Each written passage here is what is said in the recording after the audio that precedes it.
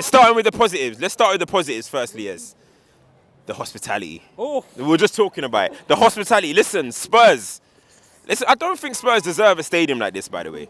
Yeah, this is crazy. First and foremost, the location. I was in court in 2 hours of traffic. Yeah, That's annoying me already. But when I got there, the lamb. What was that? Was that butternut squash or was that carrots? I still don't know. It was definitely not carrots. You guys. Well, it's sweet potato. It was sweet potato. Yeah? Carrots. Oi. Alright. That food, and they had some jasmine rice. Yeah, it was nice. Hey, Spurs, you know what? Well done. Daniel Levy. Enoch in. Enoch in. Enoch in. Enoch in. Nah. Listen, guys, first and foremost, make sure you like, share, subscribe, turn your notifications on. Man United have just lost 4-3 to Spurs. I mean, I don't know how to feel about that. Like, obviously, I don't want to go out of the cup. That's natural. I don't want to go out of the cup, but at the same time, I don't think we played that badly, as. You know what it is, right? When I saw that lineup, my excitement for this game, it kind of went down a little. I know what kind of time Emram's on. Mm-hmm. He ain't really prioritizing the cup this year. That's not a lineup that you put out if you're really taking the Carabao Cup seriously, bro. So I kind of saw that. I was like, okay, let's see what they can give us. I'm not expecting too much. When I see Lindelof, when I see Bayender, when I see Eriksen, come on, man. That's not a serious lineup. Yeah. But give them credit. Like I've continuously said about Amorim, maybe the results aren't there all the time, but the intention is there, the style of play is there, the shape is there. And then individualism, you can't really teach individual quality, and that's either going to make or break you. And as of late, it's hurt us a few times. But for the most part, I'm kind of like you, man. I'm not mad at what I saw today. I thought there were big periods of that game where we actually outplayed Spurs. You know what it is, yeah? I was saying, right, you just mentioned Bayinda. You mentioned Eriksen. You mentioned, who was the other one that you mentioned? Anthony, Lindelof. Yeah. Bro, I get tired about speaking about them type of players because Bayinda, brother, I'm not seeing you for the next year. You ain't playing for the next year. Enoch in. Enoch in. Right, so I'm not seeing Bayinda for a long time. I'm not seeing Eriksen. I'm not seeing Lindelof. You're definitely not seeing Bayinda. But do you know who we are gonna see again? Rasmus Hojlund. Do you know who we are gonna see again? Licha. That's your boy. No. Hold on. Wait. No, listen. Real talk. This is the problem, right? This is the problem. I'm always talking about players that I expect from and they don't deliver. That's why when everyone used to be like, why am I always on Pogba, Martial's, Rashford's? It's because I expect a lot from these guys. Bruno's. Exactly. But when I'm looking at Rasmus Hojlund, for example, Archie Gray and Dragisin, that was David Vujanik and Archie Gray playing a centre-back.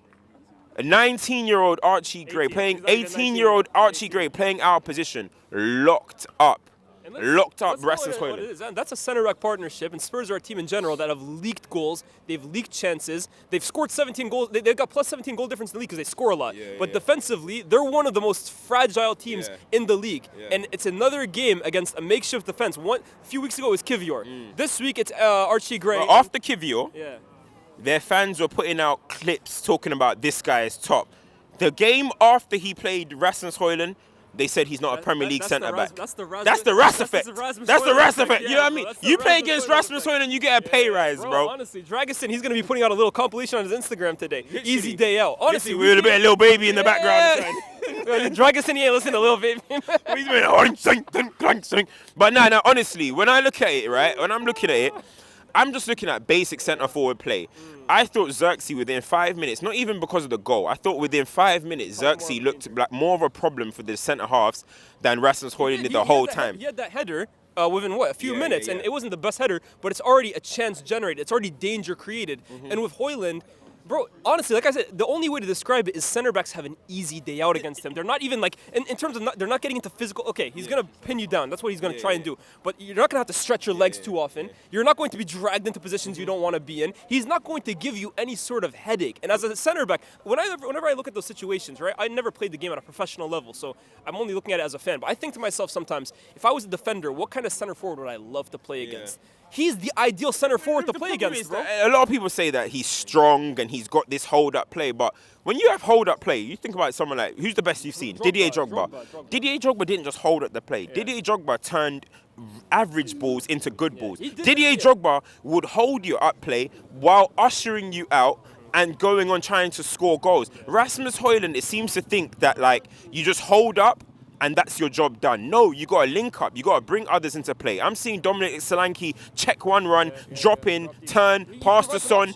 He provides an option, and I think about no one feeds him the ball or whatever, but he's not even making runs around the shoulder. He's not making any kind of bending run. He's not dropping into the pocket to even give an option for his team. And like I said, for a defender, that's light work, bro. That's food. And I think a lot of time people look at his profile. He's strong, he's fast, but you got to see it, man. And I hate players that don't self-improve. I think self-improvement is such a big thing when you're a football player. Like, you can talk about coaching as much as you want, but you need to self-improve. What are you doing in training? Are you trying to work on bettering your game? I think when I see him, he doesn't strike me as someone that's necessarily doing that. Now, I don't watch him in training, but when I'm seeing that he's the same player in a year after he first signed, it's disappointing. But anyway, looking at the team, I think the automisms of our team, I think, are improving. I think playing out from the back is getting better. I think people are understanding their roles a lot better. I think Bruno, he wasn't the greatest in the left 10, but I think he's getting involved more in general play in a better way. I know he was disappointed for the first goal, gave it away, they got the free kick and they scored.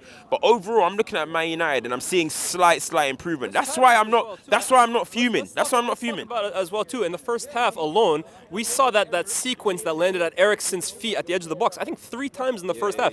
That for me is something that they would have worked on the training ground. That's coaching right there. So like I said, the result ain't great, but if you want to take some small positives, you can slowly tell that game by game the team is starting to get more accustomed to the system. And the thing is, I don't want to keep banging on about it, right? About personnel, but I think personnel is such a huge thing, right? The first thing you want to do is, are your team looking well coached? I think Man United are looking well coached. Of course, you concede 4 goals, you're disappointing, but I think Man United are looking well coached. A similar way where, you know, your manager walks in, comes in early, you just want to see that. Then you know that you're going to have to improve in the market. That's the one thing that Man United are so bad at, in the market. You can't get away with Anthony for 80 million. You can't get away with Rasmus for 72 million. The amount of money that Man United are putting out and not getting the output from these type of players is going to hold us back forever. Now, if Ineos and United continue to do this, we're going to be in the same position in a year, probably blaming the manager and saying that and it still end up with a terrible team. So what you need to do in the market is we need an overhaul, in my opinion.